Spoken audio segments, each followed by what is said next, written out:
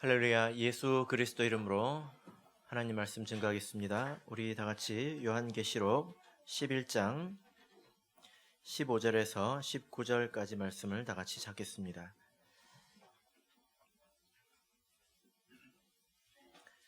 요한계시록 11장 15절에서 19절까지 말씀을 저와 여러분이 한 절씩 교독하겠습니다. 15절. 일곱째 천사가 나팔을 불매 하늘에 큰 음성들이 나서 가로되 세상 나라가 우리 주와 그 그리스도의 나라가 되어 그가 세세토록 왕노릇 하시리로다 하니,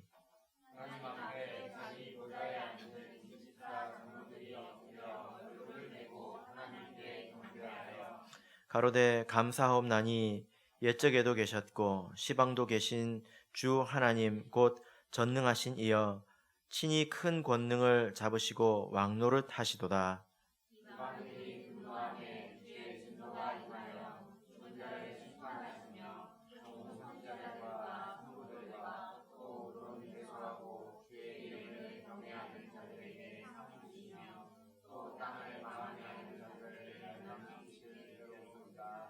같이 읽겠습니다. 이에 하늘에 있는 하나님의 성전이 열리니 성전 안에 하나님의 언약궤가 보이며 또 번개와 음성들과 내성과 지진과 큰 우박이 있더라. 아멘. 네, 오늘 이 시간은 일곱째 천사의 나팔이라는 제목으로 하나님 말씀을 증거하겠습니다. 이 세상에 아무리 좋은 일이라도 또 혹은 아무리 나쁜 일이라 하더라도 이 세상의 모든 일은 다 끝이 있는 법입니다. 이것은 우리를 겸손하게 하고 또 때로는 우리를 위로하는 성경의 진리이죠. 그래서 이 또한 지나가리라 라는 말도 있지 않습니까? 이 세상 모든 일들은 다 끝이 있는 것입니다. 우리가 지난 시간까지 6번째 나팔에 대해서 살펴봤는데요. 이 6번째 나팔의 때는 아주 괴로운 그런 시기입니다. 이때는 전면적인 미혹의 때이면서 또 구속이 종결되는 그런 때이기도 합니다. 또 성전 안과 바깥 마당이 구분되는 심판의 때이며 또 정죄의 그런 때이기도 합니다. 그러니 아주 괴로운 시간이죠. 이런 때가 있다는 것입니다. 그러나 분명한 것은 이 시간조차도 지나간다. 결국에는 지나간다라는 것입니다. 그래서 우리 성도님들께서 때로 힘들고 고달픈 날을 이렇게 보내실 때는 이 일에도 끝이 있다라는 것을 기억하시길 바랍니다. 그리고 너무 좋을 때에도 이것도 끝이 있다라는 마음으로 겸손하시기를 바랍니다. 이 6번째 나팔의 때가 지나가고 이제 드디어 7째 천사가 나팔을 부는 때입니다. 이 7번째 나팔은 우리가 바울 서신 가운데서도 읽은 바가 있고 또 찬송으로도 자주 부르기 때문에 이 나팔은 비교적 좀 익숙한 면이 있죠. 고린도전서 15장을 보겠습니다. 고린도전서 15장 51절을 보겠습니다.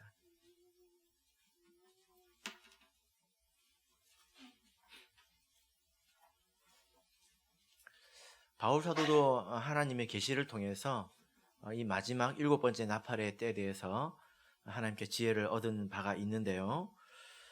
고린도전서 15장 51절 우리 같이 읽어보겠습니다. 시작. 보라, 내가 너희에게 비밀을 말하노니 우리가 다 잠잘 것이 아니요 마지막 나팔의 순식간에 홀연히 다 변화하리니. 예.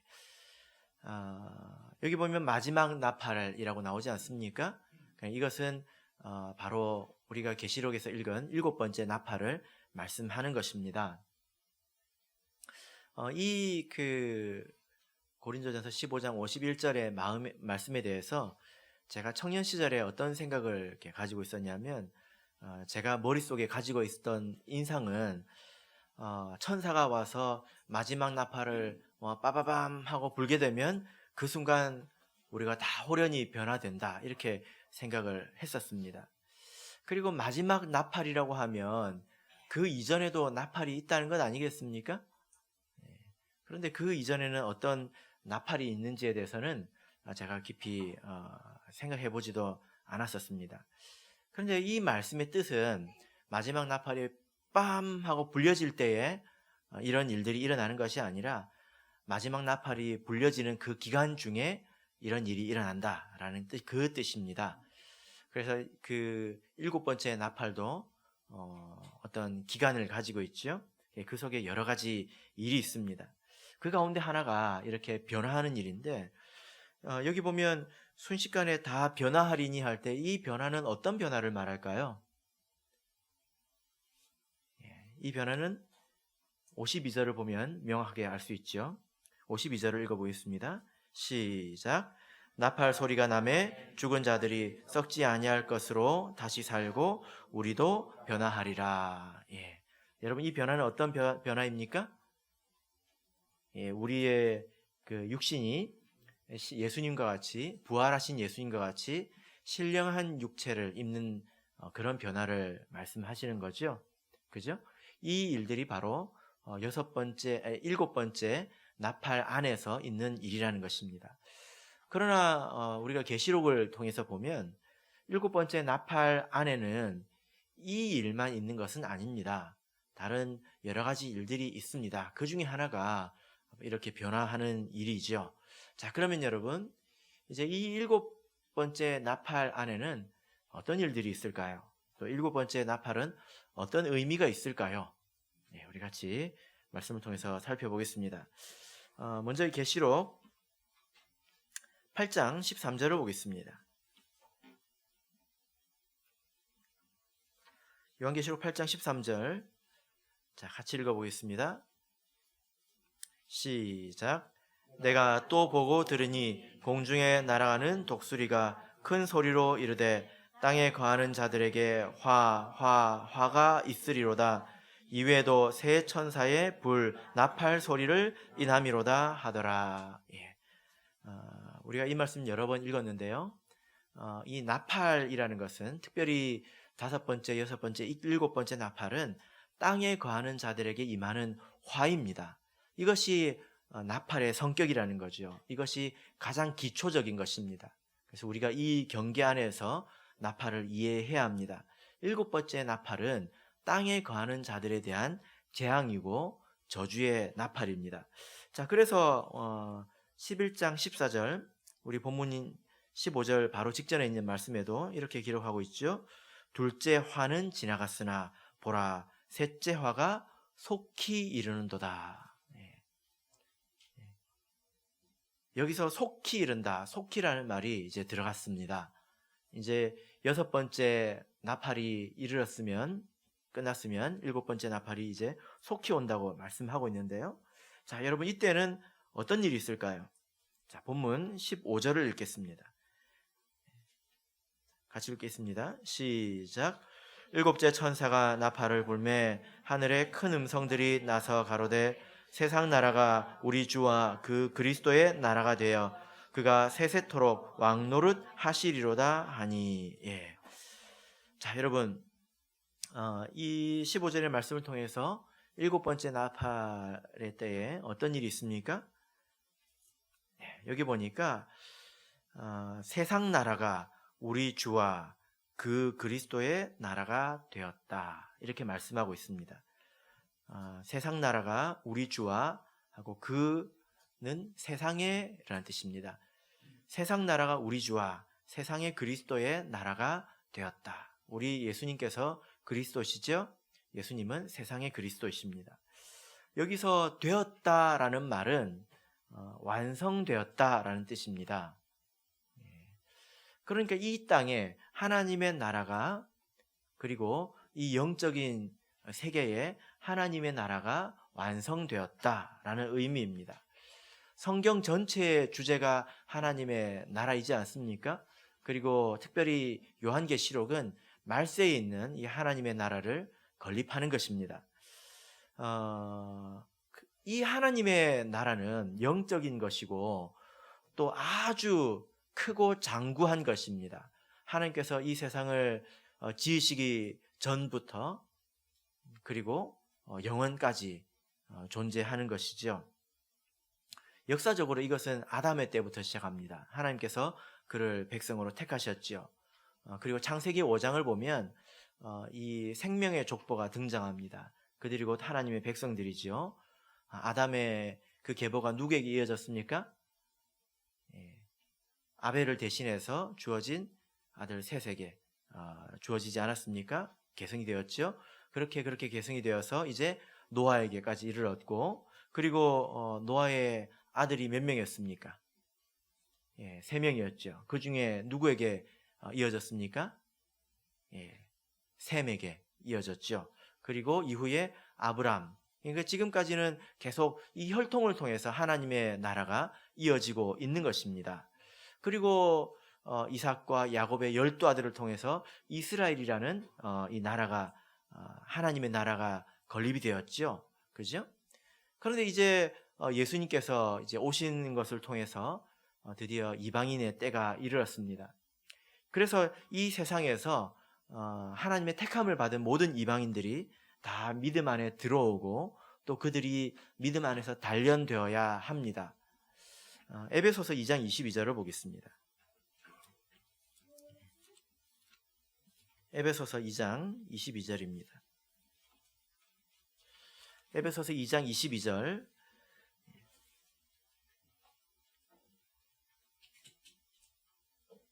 자, 읽겠습니다. 시작. 너희도 성령 안에서 하나님의 거하실 처소가 되기 위하여 예수 안에서 함께 지어져 가느니라. 지금 이것은 이방인의 구원을 말하는 것인데요. 우리 성도가 하나님의 성전이 되기 위해서 서로 지어져 가고 있다라는 것입니다.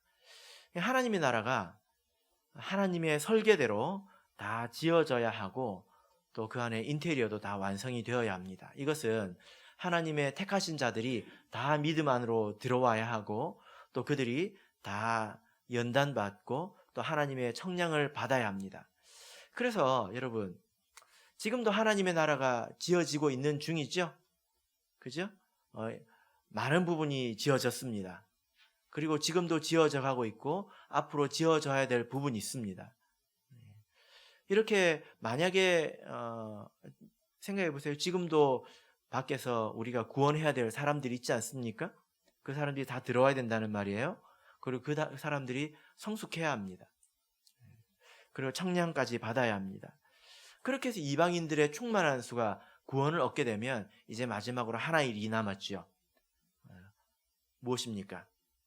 바로 남은 자 유대인의 구원을 이렇게 말합니다. 유대인 가운데서도 하나님께로 돌아오는 자들이 있어야 합니다. 이것이 바로 6번째 납할 때까지 다 마무리가 되는 일들이에요. 그러니까 아담으로부터 시작해서 그 마지막 구원을 얻는 유대인까지 하나님의 계획 안에 있던 그 모든 자들이 단 한 명의 예외도 없이 그 계획과 틀림없이 동일하게 다 구원을 받는 일이 이제서야 완성이 되었다라는 것입니다. 그 모든 사람들이 다 합쳐져서 이제 하나님의 나라가 되었다. 그 일이 비로소 이제 다 이루어졌다라는 것입니다. 언제 이루어집니까? 7번째 나팔이 불려지는 순간에 그것이 다 이제 끝나게 됩니다. 그것이 끝나는 순간 7번째 나팔이 불려지게 되겠지요. 여러분, 이때가 되면 우리 주기도문이 좀 바뀌게 될지도 모르겠습니다. 왜 그럴까요? 우리가 나라의 임하옵시며 이 기도를 하지요. 이 나라의 임하옵시며 이 뜻이 무엇입니까? 하나님의 나라가 완성되게 해달라는 기도이죠. 그죠? 근데 지금 아직 완성되지 않았기 때문에 여전히 이 기도를 하지만 다 이루어지고 나면 이 기도를 할 필요가 없게 될 것입니다. 그래서 7번째 이 나팔의 때는 하나님의 이 나라가 완전히 완성이 되었기 때문에 이제 일어나는 일들에 관한 것입니다. 그런데 먼저 이 본문의 말씀을 보시면 이 완성된 모습에 대해서 언급을 하고 계신데요. 자, 16절 17절을 읽겠습니다. 요한계시록 11장 16절 17절 그 완성된 모습이 어떤가 우리 같이 읽어보겠습니다. 읽겠습니다. 시작. 하나님 앞에 자기 보좌에 앉은 24 장로들이 엎드려 얼굴을 대고 하나님께 경배하여 가로되 감사하옵나니 옛적에도 계셨고 시방도 계신 주 하나님 곧 전능하신 이여 친히 큰 권능을 잡으시고 왕노릇 하시도다. 예. 여기 보면 이제 24 장로가 등장하지 않습니까? 오랜만에 만나죠? 24 장로가 몇 장이 나왔습니까? 4장, 5장에서 이렇게 등장을 했죠. 그들이 하나님 앞에 있는 자기 보좌에 있습니다. 그래서 여기서 그들의 모습을 어떻게 묘사했는지 또 그들이 하는 말이 무엇인지 이것을 보면 완성된 이 하나님의 백성들의 모습이 어떠한지를 우리가 알 수 있습니다. 자, 여러분 여기서 그들의 특징적인 것이 무엇입니까? 보좌에 앉은 24장로들이 엎드려 있습니다. 그리고 얼굴을 땅에 이제 대고 있죠. 여러분 한번 생각해 보세요.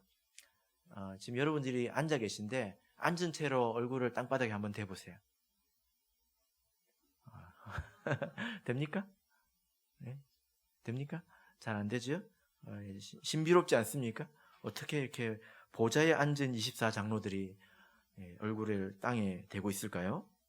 이것은 상징적인 것이죠. 그들은 보좌에 앉아 있다는 것입니다. 보좌에 앉아 있다는 것이 무엇입니까? 계시록 3장 21절을 보겠습니다. 3장 21절. 이 말씀은 라오디게아 교회에 주신 하나님 말씀이죠.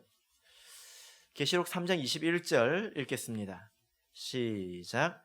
이기는 그에게는 내가 내 보좌와 함께 앉게 하여 주기를 내가 이기고 아버지 보좌에 함께 앉은 것과 같이 하리라. 예. 여기 보면 예수님께서 이기고 하나님의 보좌에 앉아 계시지 않습니까? 하나님 보좌 우편에 앉아 계신데요. 마치 그것처럼 이긴 자에게는 보좌에 함께 앉게 해주겠다. 이렇게 말씀을 하고 있습니다. 그러니까 보좌에 앉았다는 것은 승리했다는 것입니다. 어떤 승리일까요? 이것은 예수님과 같은 그런 승리이죠. 여러분, 예수님의 승리는 어떤 승리입니까? 그런데 먼저 이 21절의 말씀은 라오디게아 성도들에게 주신 말씀인데요. 14절부터 한번 보시길 바랍니다. 라오디게아 교회가 어떤 교회였습니까? 이 교회는 차지도 않고 덥지도 않은 그런 미지근한 그런 교회였습니다. 왜 그랬을까요? 왜 그랬을까요? 그들이 가진 것이 많았기 때문입니다. 가진 것이 많아서 가진 것이 많으면 할 수 있는 것도 많지요. 즐길 수 있는 것들도 많지요. 그죠? 그러다 보니 이들이 이 육신의 소욕에 종노릇 했다는 것입니다. 실제로 하나님을 순전하게 순수하게 믿지 못하면서 육신적인 형편만을 보고 자기 스스로 만족했다라는 거죠. 그죠? 육신적인 소욕이 있어도 그것을 이제 우리가 뭔가를 가지고 있는 것이 없다면 그것을 누릴 수가 없는 법입니다. 그런데 이 사람들은 이제 그랬다라는 것입니다. 그러니까 라오디게아 교회 성도들의 문제가 무엇이었느냐?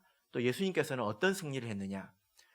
예수님께서는 자기를 죽이고 하나님께서 가라고 하신 길을 걸어갔지 않습니까? 그죠? 그러니까 자기를 죽였다는 거예요. 자기 속에 있는 이 소욕, 그리고 자기의 어떤 생각, 이런 것들을 죽였다는 것입니다. 그리고 하나님 앞에 굴복시키지 않았습니까? 그것이 죄를 짓는 것일 수도 있고, 그것이 하나님께서 우리에게 주신 사명의 길을 걷는 것일 수도 있습니다. 죄를 극복하는 문제로 우리에게 주어질 수도 있고, 혹은 사명을 끝까지 다하는 것, 어쨌든 이것은 내 육신의 소욕을 극복하는 것입니다. 내가 하고 싶은 것, 내가 되고 싶은 것, 이것을 이기는 것 아니겠습니까? 모든 사람에게 다 이런 육신의 소욕이 있지요. 육신의 그런 원하는 것이 있습니다. 근데 이것을 스스로 자기 자신을 채찍질해서 하나님 뜻에 굴복시키는 것이 바로 승리하는 것입니다. 그런 자가 결국 어떻게 됩니까? 사명의 길을 걷게 되고 그리고 마지막에 하나님의 보좌 옆에 앉게 되는 거죠. 그죠? 갈라디아서 5장 16절을 보겠습니다.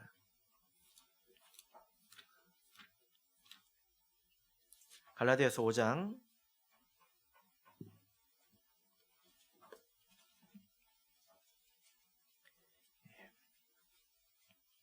16절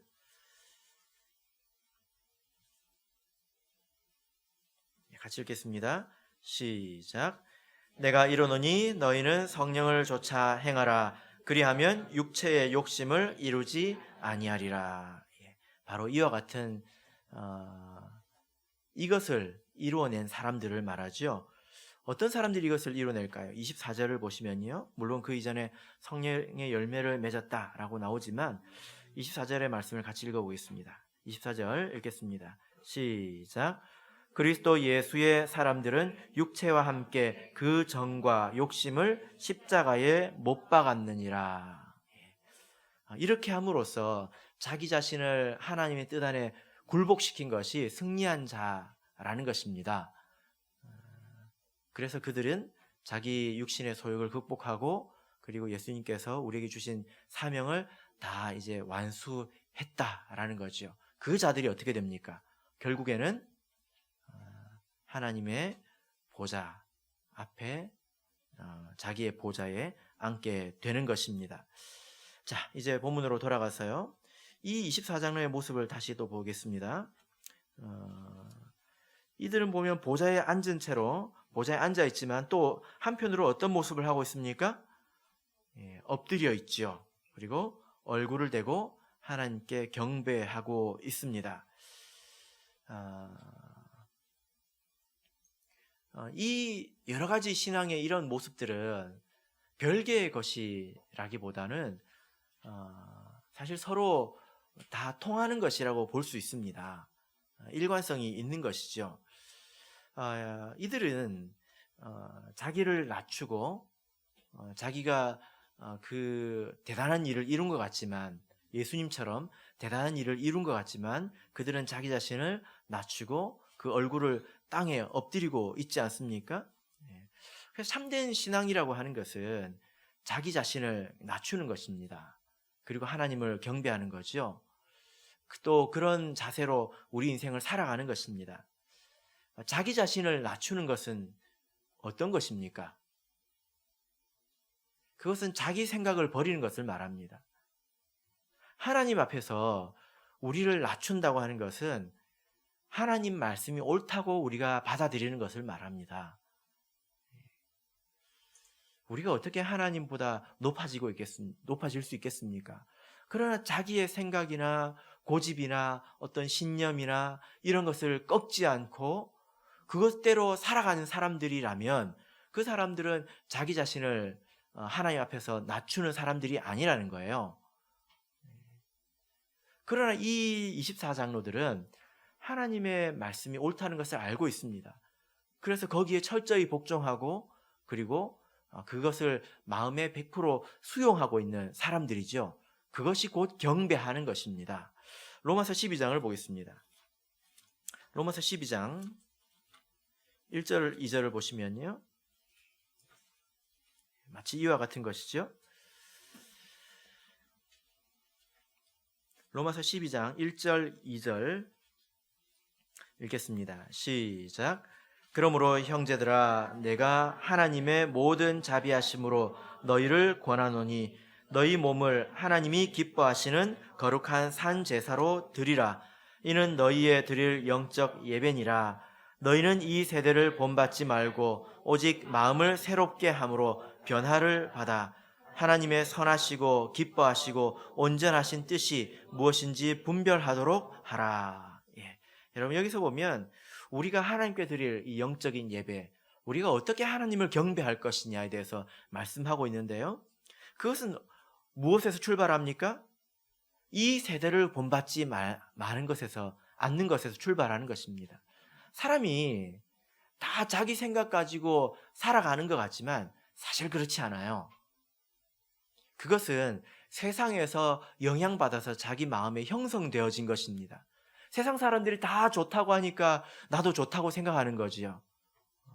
그래서 내가 먹은 마음이 내 마음속에서 스스로 생겨난 것이 아니라 세상에서부터 본받은 것이라는 것입니다. 그것을 버리고 그리고 마음을 새롭게 하는 것, 그리고 하나님의 뜻을 받아들이는 것, 이것이 우리가 드릴 참된 경배의 시작이라는 것입니다. 그러니까 여러분 24장로들이 밤낮으로 그냥 엎드려가지고 하나님 앞에 있는 사람을 말할까요? 그 사람들은 밥도 안 먹고 잠도 안 자고 일도 안 하고 그런 사람일까요? 그렇지 않습니다.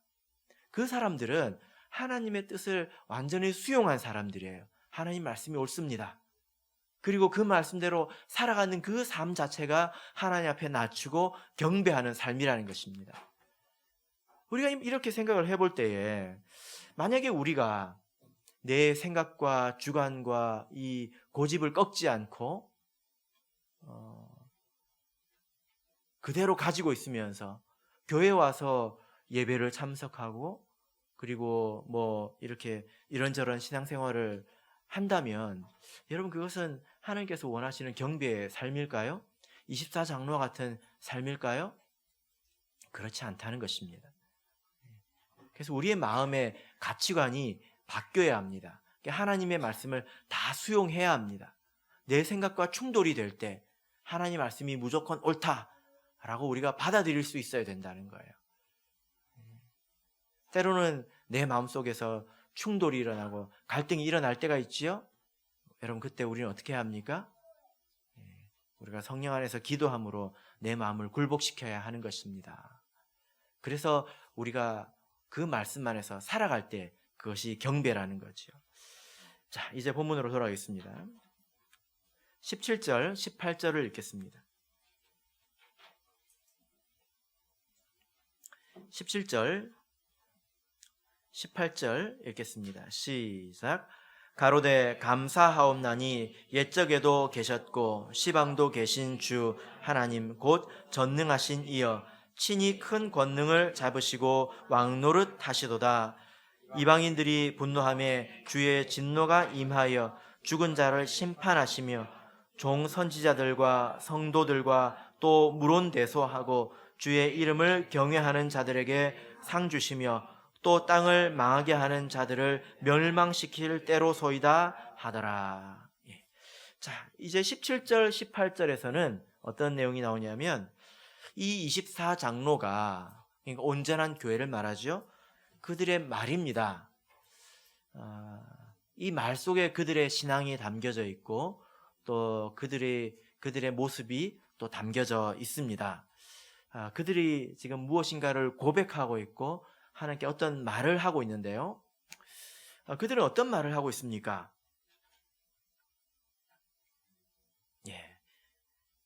감사하옵나니 옛적에도 계셨고 옛날에도 계셨고 그리고 지금도 계신 주 하나님 곧 전능하신 하나님께서 큰 권능을 잡으시고 왕노릇 하시도다 이렇게 말씀을 하고 있습니다.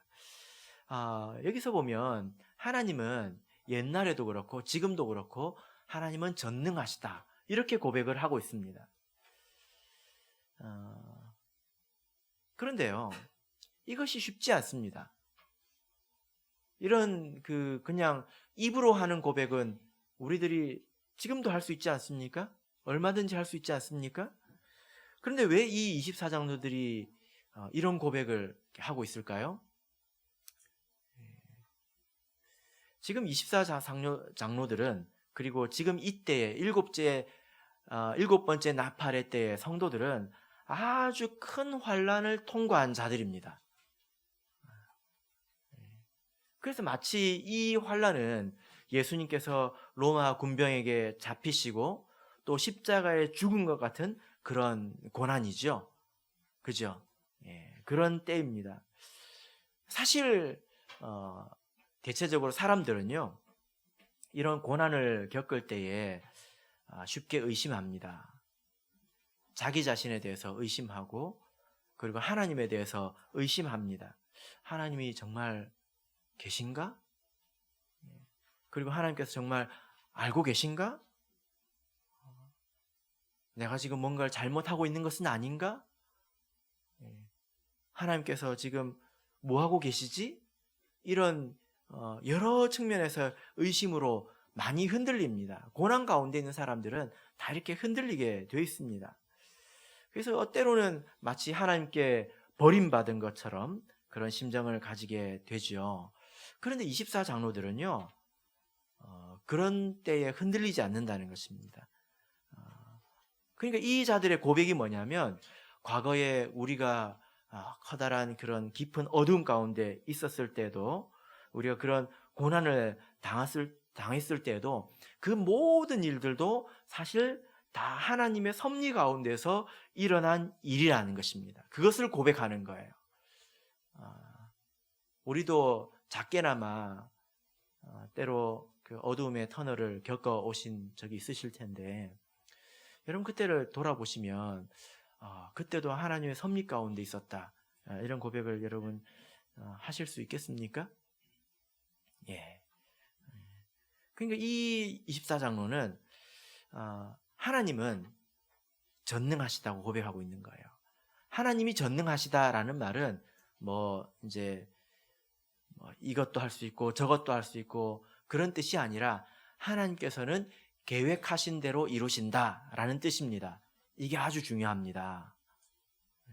그러니까 이런저런 일을 겪은 것은, 교회가 이런 일은 저런 일을 겪고 심하게 흔들리고 많은 자들이 죽고 참된 자들이 핍박을 당하고 죽음에 이르는 모욕을 당하고, 그런 모든 일들이 하나님의 계획 가운데 있고 그 계획을 통해서 하나님이 위대한 일을 성취하셨다라고 고백하고 있는 것입니다. 그러니까 이 사람들은 뭔가를 아는 사람들이죠. 하나님의 계획을 아는 사람들입니다. 그래서 이제 18절에 보면 하나님 뭐라고 하고 있습니까? 멸망시킬 때로소이다, 이렇게 말하고 있죠. 뭐라고 말하고 있습니까? 하나님 이제 이거 하셔야죠, 이렇게 말하고 있는 거예요. 뭘 알고 있습니까? 하나님의 섭리를 다 알고 있어요. 하나님 이제 이거 하셔야죠 하고 있는 것입니다.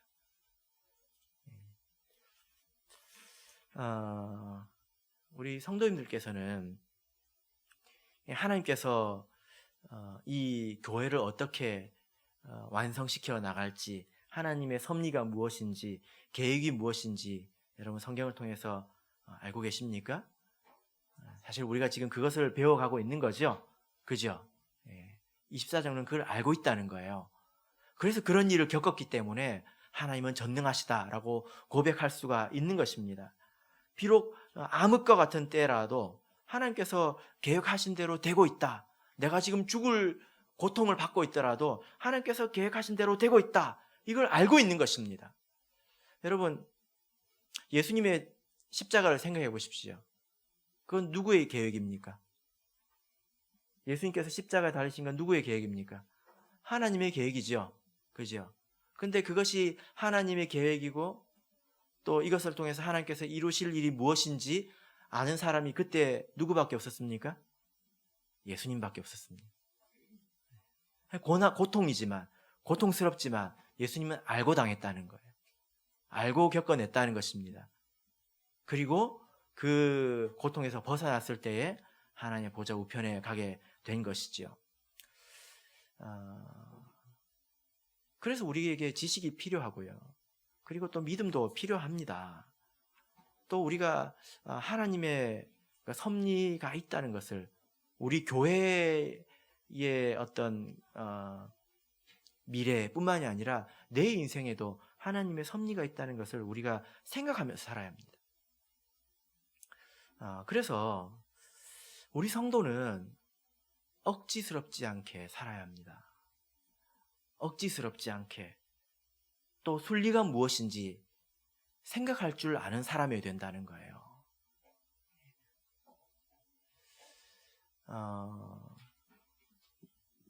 여러 가지 면에서 이것을 생각해 볼 수 있는데요. 때로는 우리 인생에 좋지 않아 보이는 일이 찾아온다 하더라도 그것이 순리일 때가 있습니다. 내가 생각해 볼 때. 그래서 내가 받아들여야 될 때가 있습니다. 그거는 받아들여야 되는 거예요. 이 말 이해하시겠습니까? 근데 그것을 받아들이지 못해가지고 화병에 걸리고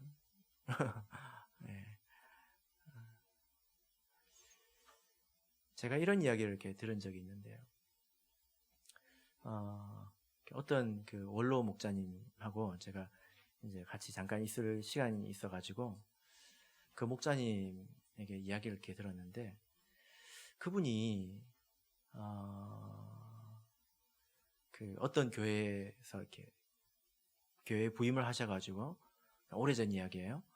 이렇게 목회를 하시는데 그렇게 기적 기사가 많이 일어났대요. 기적 기사가 너무 많이 일어났고 그리고 그때 정말 전도가 너무 많이 됐다는 거예요. 근데 갑자기 다른 데로 자기가 발령이 났대. 이게 좋은 일입니까? 안 좋은 일입니까? 좋은 일일까요? 안 좋은 일일까요?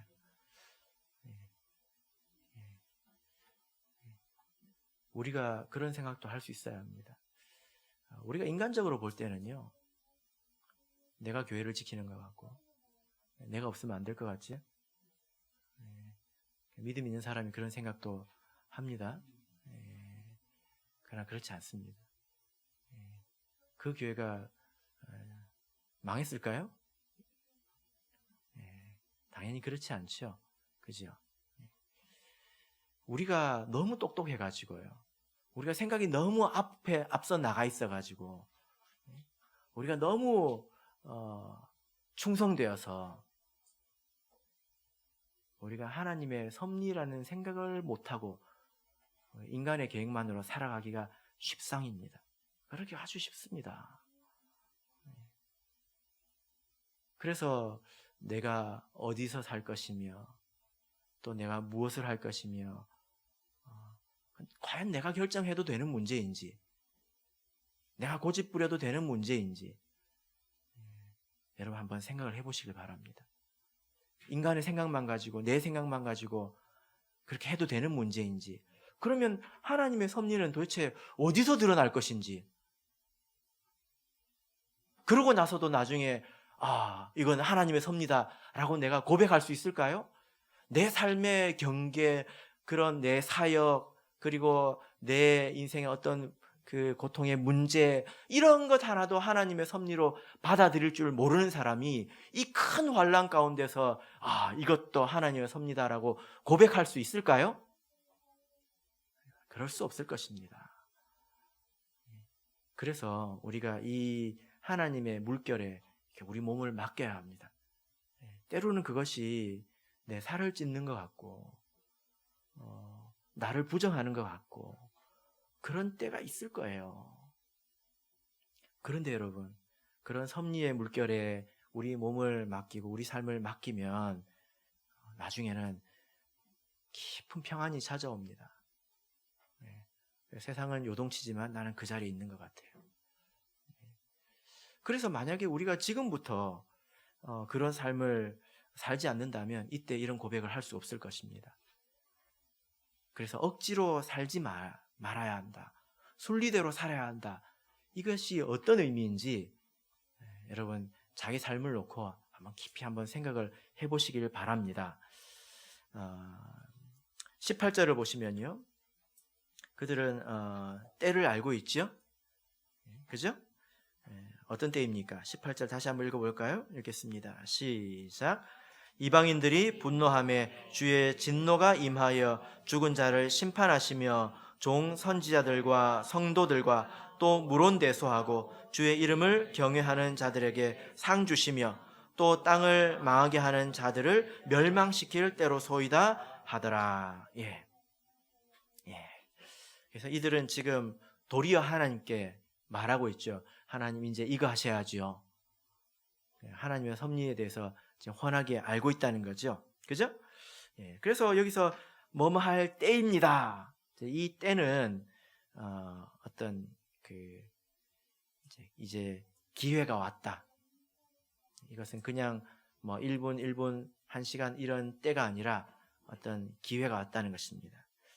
여기서 보면 세 가지 때다. 이제 7번째 나팔은 세 가지의 때이다 라고 말씀을 하고 있는데 어떤 때입니까? 첫 번째로는 죽은 자를 심판할 때입니다. 이 죽은 자는 영적으로 죽은 자를 말하죠. 영적으로 죽은 세상 사람들을 말합니다. 그래서 7번째 나팔의 때는 하나님의 진노의 때입니다. 심판의 때입니다. 그래서 땅에 거하는 자들에게 화가 임한다고 했지요. 그리고 지난 시간에 기억나십니까? 6번째 나팔이 끝날 때에 큰 지진이 났고 그것은 6번째 인이라고 했지요. 그래서 6번째 인과 7번째 나팔은 큰 틀에서 거의 일치합니다. 그래서 7번째 나팔은요, 하나님의 그 계획이 다 이루어졌기 때문에 이제 쓰레기 청소하는 시간이라는 거예요.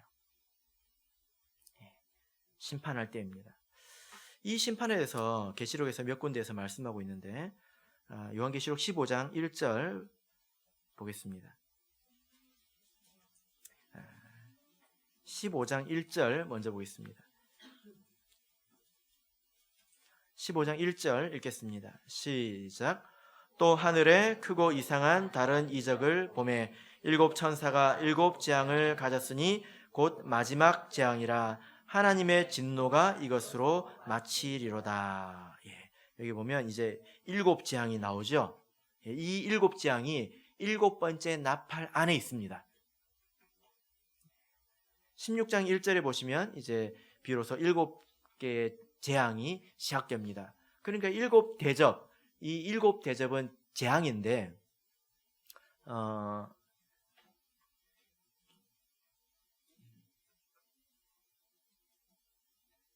땅에 쏟을 때 무엇을 가지고 쏟습니까? 대접을 가지고 쏟지요. 세숫대야 가지고 쏟는다는 거예요. 이것은 퍼붓는다는 뜻입니다. 이것이 7번째 나팔의 때 있는 때이죠. 자, 11장 18절을 다시 보시면 두 번째로는 어떤 때일까요? 종 선지자들과 성도들과 무론대소하고 주의 이름을 경외하는 자들에게 상을 주실 때이다. 이제 또한 상을 주실 때이다라는 것입니다. 그리고 마지막으로 세 번째는 땅을 망하게 하는 자들을 멸망시킬 때이다라는 것입니다. 자, 그러니까 이제는 더 이상의 기회가 없고 이제는 모든 것이 끝났다. 이제 모든 것이 이제 정리되어야 될 때이다라는 것입니다. 이것이 모든 일의 끝입니다. 여러분, 좋은 일에도 끝이 있죠. 또 어렵고 힘든 일에도 끝이 있습니다. 그래서 중요한 것은 우리가 끝을 바라보고 살아야 된다는 것입니다. 예수님께서도 말씀하셨지요. 좁은 문으로 들어가라. 멸망으로 인도하는 문은 크고 그 길이 넓어 그리로 들어가는 자가 많고 생명으로 인도하는 문은 좁고 길이 협착하여 찾는 이가 적음이니라. 넓은 문은 어떻습니까? 문이 크고 그 길이 넓다라고 말하고 있어요. 큰 문, 넓은 문, 그게 다가 아니라 그 길 끝에는 멸망으로 인도하는 문이라는 것입니다. 그 길 끝에는 멸망이 있다는 거예요. 우리가 길을 갈 때 단순히 좁으냐 넓으냐 그것만 가지고 가는 게 아니라 그 길 끝에 무엇이 나오느냐, 내가 원하는 목적지가 나오느냐, 다른 것이 나오느냐, 그것을 생각하고 걸어가지 않습니까? 길을 가지 않습니까? 비록 좁다 할지라도 이 길이 좁고 협착하다 할지라도 그 길 끝에 생명이 있다는 것입니다. 그래서 우리가 어떻게 살아가는 인생 끝에 이 생명과 이런 상급이 나오는지 여러분 생각을 해보시길 바랍니다. 억지로 살지 마세요. 왜 억지로 사는지 아십니까? 사실 그게 욕심이기 때문에 그래요. 일관성이 있다고 했잖아요. 하나님 것이 가장 좋다고 하면 우리가 성경 말씀이 아니라 우리 삶에 불강력적으로 주어지는 그런 것에도 내어 맡겨야 합니다. 하나님께서 성도의 인생에 다 개입하시기 때문에 성경으로 일반적으로 우리에게 말씀을 주시지만 그 각 사람의 인생을 또한 인도하시는 그런 섭리가 있습니다. 그런데 왜 그것에 불순종하고 왜 거스르고 억지로 살려고 할까요? 자기 정과 욕심을 십자가에 박지 못했기 때문이에요. 지식적으로도 부족하고 욕심도 이기지 못했고 그러기 때문에 넓은 길로 가려고 하는 거죠. 자, 여러분 24장로들이 이렇게 하나님께 말을 했을 때에 어떤 일이 있었습니까? 이제 19절을 보겠습니다. 마지막으로 이제 19절을 보겠습니다. 요한계시록 11장 19절 읽겠습니다. 시작. 이에 하늘에 있는 하나님의 성전이 열리니 성전 안에 하나님의 언약궤가 보이며 또 번개와 음성들과 뇌성과 지진과 큰 우박이 있더라. 이에 하늘에 있는 하나님의 성전이 열리니, 그러니까 이게 무슨 말이냐면요, 24장로들이 하나님 이제 이거 할 때 아닙니까? 하니까 하나님께서 쫙 열어 보이셨습니다. 뭘 열어 보이셨습니까? 번개와 음성과 뇌성과 지진과 큰 우박을 보여주셨습니다. 이게 뭡니까? 이게 하나님께서 심판하시는 거거든요. 그러니까 하나님께서 이 24장로들이 땅에서 하나님 이제 심판하셔야 될 때인 것 같은데요 하니까 하나님께서 딱 하늘을 열어가지고 세상을 심판할 그 심판의 도구들을 쫙 보여주고 있는 것입니다. 뭔가 순서가 좀 바뀐 것 같죠? 그죠? 예수님께서 이렇게 말씀하셨습니다. 너희가 내 안에 거하고 내 말이 너희 안에 거하면 무엇이든지 원하는 대로 구하라. 그리하면 이루리라. 마치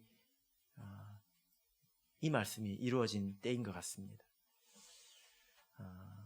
여러분, 이렇게 우리가 생각해 볼 때 일곱 번째 나팔은 저주의 때이고 심판의 때이지만 온전하게 완성된 그런 성도들의 이렇게 모습을 보면 사실 우리가 지금까지 다 배워왔던 그런 말씀 가운데 다 들어있는 내용들이죠. 그래서 우리가 이 모습대로 되어갈 수 있도록 우리가 하루하루 신앙생활을 해 나가는 것입니다. 아마 오늘도 우리 성도님들께서 어떤 육신의 소욕이나 또 갈등과 또 싸우셨을지 모르겠는데요. 잘하신 것입니다. 그렇게 해서 싸워서 비로소 승리할 때에 우리가 보좌에 앉게 되겠죠. 바라옵기는 이 말씀을 통해서 우리 성도님들께서 더욱더 깨달으셔서 마지막 하나님의 보좌에 앉으시기를 예수 그리스도 이름으로 축복합니다.